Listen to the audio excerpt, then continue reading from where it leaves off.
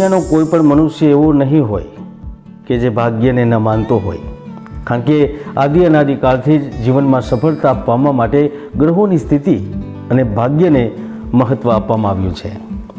કુંભ રાશિવાળાઓ જ્યારે જિંદગીમાં સારી સારી ઘટનાઓ ધાર્યા વિના, કોઈ યોજના વિના ઈચ્છા શક્તિથી ઘટિત થવા લાગે છે, ત્યારે આપણે ગ્રહ નક્ષત્રનો પ્રભાવ અથવા ભગવાનની લીલા અથવા તો વિધિનું વિધાન સમજીએ છીએ. જે કંઈ પણ આ પૃથ્વી પર થઈ રહ્યું છે અને જે કંઈ પણ આ પૃથ્વી પર થવાનું છે તે બધું ગ્રહ નક્ષત્રના આધીન જ છે.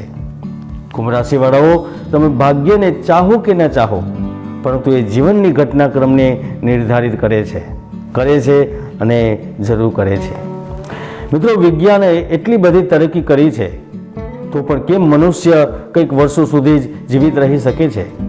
જમીનની અંદર અને જમીનની ઉપર જવાની ક્ષમતા હોવા છતાં પણ પ્રકૃતિના કોપથી બચવામાં નાકામયાબ રહે છે.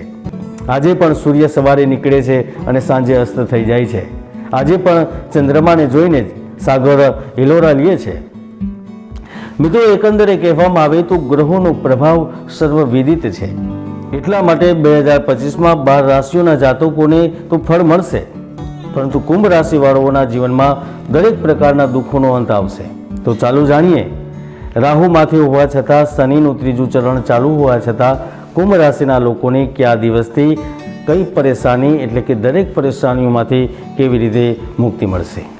એક એક કરીને સમજવાનું છે કે 2025 કુંભ રાશિ માટે કેમ જિંદગી બદલવાવાળું વર્ષ સાબિત થશે. તો ચાલો હવે તમારે ખૂબ જ ધ્યાનથી સાંભળવાનું છે, સમજવાનું છે. ધ્યાનથી જોજો.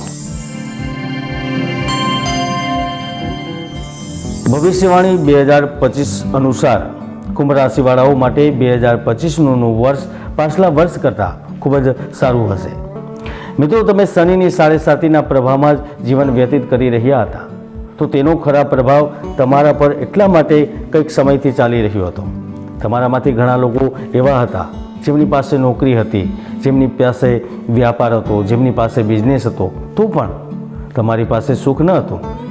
હંમેશા તણાવથી ઘેરાયેલા રહેતા હતા. ક્યારેક પોતાનાનો સાથ છૂટી જતો હતો, તો ક્યારેક પોતાનાઓ તમને છોડી દેતા હતા, પરેશાની ઊભી કરતા હતા. ટાર્ગેટ પૂરા કરવા ટેન્શનમાં પ્રિય સાથે સંબંધો બગાડી દેતા હતા. તમે 100 કામ સારા કરતા હતા, પરંતુ એક ભૂલ તમારા 100 કામ પર ભારી પડી જતી હતી. તમારામાંથી ઘણા લોકો તો એવા હતા જેમના માટે પરિશ્રમનો દોર ચાલી રહ્યો હતો, સંઘર્ષ કરી રહ્યા હતા, મહેનત કરી રહ્યા હતા. ક્યારેક આકસ્મિક ખર્ચાને કારણે ધનનો વ્યય થઈ જતો હતો, તો ક્યારેક પોતાના અને પોતાના પરિવારના સ્વાસ્થ્યને સંભાળવા માટે પૈસા પાણીની જેમ વપરાતા હતા. અને જ્યારે કામની વાત આવતી હતી ને, તો એક ધારી મહેનત કરવા છતાં પણ ક્યારેય પણ રિઝલ્ટ મળતું ન હતું. માનો કે જિંદગી રોકાઈ ગઈ હતી. તે જ ખરાબ જિંદગીએ પરિવારને પરેશાન કરી દીધા હતા. એક પ્રકારે કહેવામાં આવે તો લાગી રહ્યું હતું કે જિંદગી તો જીવી રહ્યા છે, પણ ના ઉમંગ છે, ના ખુશી છે, ના ઉન્નતિ છે, ના તરક્કી છે. એવું પણ નથી કે તમે જિંદગીનો આનંદ પ્રાપ્ત કરવા ઈચ્છતા ન હતા. અમે જાણીએ છીએ એવું પણ નથી કે તમે સર્વોચ્ચ સત્તા પ્રાપ્ત કરવા ઈચ્છતા ન હતા, પરંતુ ગ્રહોની ચાલ અને વિપરીત પરિસ્થિતિઓએ પરેશાન કરી દીધા હતા. પતિ પત્ની વચ્ચે ક્લેશ, સંતાન સાથે સંબંધમાં ખટાશ, માન સન્માનમાં ઓછપ, ત્યાં સુધી કે કંઈક લોકો વ્યાપાર અને બિઝનેસ કરવા છતાં પણ કર્જના દલદલમાં ફસાઈ ગયા હતા. મિત્રો, 7.5 દરમિયાન ઘણું બધું ચાલી રહ્યું હતું, પરંતુ તમારા માટે આ બધું હવે ભૂતકાળ બની જવાનું છે. કારણ કે આ બ્રહ્માંડના રચયિતાએ તમારા માટે ખૂબ જ મોટું વિચાર્યું છે. કારણ કે આજ 2025માં મધ્ય ચરણની 7.5 સમાપ્ત થઈ રહી છે. અંતિમ ચરણની સાથે 7.5 શરૂ થશે, જે નિશ્ચિત રૂપથી વિતેવેલા ચરણોની સરખામણીએ ખૂબ જ સારી રહેવાની છે. 29 એપ્રિલ 2025ના દિવસે જ્યારે શનિદેવ તમારી રાશિ છોડીને મીન રાશિમાં પ્રવેશ કરશે, તો તમને પૂર્વમાં કરેલા પરિશ્રમનો લાભ મળશે. તમે કોઈ પણ જગ્યાએ નિવેશ કર્યું હતું, તો તે નિવેશથી તમને સારો એવો ફાયદો મળશે.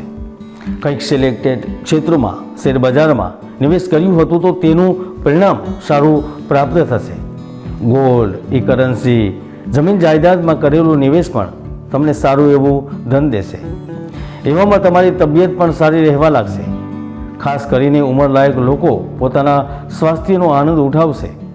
જો તમને લીવર પ્રોબ્લેમની સમસ્યા હતી અથવા તો ગળામાં સમસ્યા રહેતી હતી તો કંઈક હદ સુધી ત્યાં પણ રાહતના યોગ નિર્મિત થઈ રહ્યા છે. 18 મે 2025ના દિવસે તમારા જીવનમાં એક પ્રકારથી મોટો ચમત્કાર થશે. જે લોકો કહેતા હતા ને કે કિસ્મત અને ભાગ્ય ક્યાં હોય છે, તેમને ખબર પડી જશે કે કિસ્મત કેને કહેવામાં આવે છે, ભાગ્ય કેને કહેવામાં આવે છે. કારણ કે રાહુનો સીધો સંબંધ રહસ્યમય વસ્તુઓથી હોય છે અને રાહુના પ્રભાવથી વ્યક્તિ તંત્ર મંત્ર જ્યોતિષ આધ્યાત્મિક ગતિવિધિઓ સાથે જોડાય છે અને તેનો લાભ લે છે. એવામાં 18 મે 2025 રાહુનું પરિવર્તન તમને ધનને લઈને માલામાલ કરશે. રાહુ તમારી કુંડળીમાં બીજા ભાવમાં છે અને ત્યાં તે અચાનક ધન સંપત્તિ આપે છે, પારિવારિક સંપત્તિમાં લાભ અપાવે છે. રાહુ પરિવર્તનને કારણે નવા સ્થાન પર નવા લોકોથી લાભ મળે છે. વિદેશમાં જઈને તમે વસી શકો છો. જે લોકો વિદેશમાં જઈને જોબ કરવા ઈચ્છે છે તે જોબ મળે છે. અભ્યાસ કરવા ઈચ્છે છે એને અભ્યાસ મળે છે. ત્યાં સુધી કે તે તેમનું સપનું પણ પૂર્ણ કરે છે. વિદેશમાં સમૃદ્ધિના દ્વાર સુધી પહોંચાડે છે અને વિદેશમાં ચાલી રહેલા સંઘર્ષને ખત્મ કરે છે. પરંતુ રાહુનું દ્વિતીય ભાવમાં આવવાથી કંઈક ક્ષેત્રો એવા હશે જ્યાં જબરજસ્ત બદલાવ થશે. જો તમે પણ આ ક્ષેત્રો સાથે સંબંધ રાખો છો તો સમજી લો કે દિન દુની અને રાત ચોગની પ્રગતિ થવાની છે. જો તમે અનુસંધાન અને વિકાસ સાથે સંબંધ રાખો છો તો નિશ્ચિત રૂપથી નવા પ્રયોગ કરી શકશો. રસાયણ અને ધાતુથી સંબંધિત વ્યાપારીઓને ખૂબ લાભ મળશે. તમારી તરક્કી થશે. મનોરંજન ઉદ્યોગમાં પણ તમારો સિક્કો ચાલશે. તમે આ સમયમાં ચમકી શકો છો. જો તમે ફિલ્મ જગત, સંગીત, મોડલિંગના કોઈ પણ ક્ષેત્ર સાથે સંબંધ રાખો છો, કૃષિ ક્ષેત્ર સાથે સંબંધ છે, તો જીવન એક નવી દિશા તરફ તમને લઈ જઈ શકે છે. કેમ કે રાહુનું પ્રબળ પ્રભાવ તમારા દિવસો બદલવા માટે કારણભૂત બનશે અને આ તમે અનુભવ પણ કરી શકશો. 13 જૂન જ્યારે ગુરુ ગ્રહ આદ્રા નક્ષત્રમાં પ્રવેશ કરશે એવામાં તમારી સાથે એક સાથે ઘણા અવસરો ઉભરીને આવશે. કારણ કે આદ્રા નક્ષત્રના સ્વામી રાહુ છે. તે એવામાં સરકારથી અથવા તો સરકારમાં સ્થિત લોકોથી લાભ આપે છે. ઉચ્ચ સ્થાન પર બેઠેલા લોકોના માધ્યમથી લાભ આપે છે. જે લોકો માત્ર નોકરી માટે તરસી રહ્યા હોય છે તેને સ્વતંત્ર બિઝનેસ કરવાની સાથે સાથે નોકરીની તક આપે છે. રોજગારની ચિંતા ખતમ થાય છે. પાર્ટનરશિપથી નવો વ્યવસાય પ્રારંભ કરવાનો અવસર મળે છે. જીવનસાથીનો સહયોગ મળે છે. ત્યાં સુધી કે વિવાહિક જીવનમાં પણ પુનઃ ખુશીઓ આવે છે. જ્યોતિષશાસ્ત્રમાં કુંડળીમાં ઘણા એવા મહાયોગો છે જે વ્યક્તિઓને સફળતાના શિખરો સુધી લઈ જાય છે, તો ઘણા એવા દુર્યોગો પણ છે જે વ્યક્તિની ભરપૂર મહેનતને સફળ નથી થવા દેતા. એટલા માટે કુંડળીનું વિશ્લેષણ કરો, કુંડળીને જાણો, સમજો, પછી નિર્ણય લો અને પછી આગળ વધો. ઘણા લોકો કહેતા હોય છે કે હું તો બધું સારું કરું છું, મારા ગ્રહ નક્ષત્રો સારા છે, મને લાભ નથી મળતો. એકવાર વિશ્લેષણ કરી અને આગળ વધો. જય ગુરુદત્ત, જય ગિરનારી.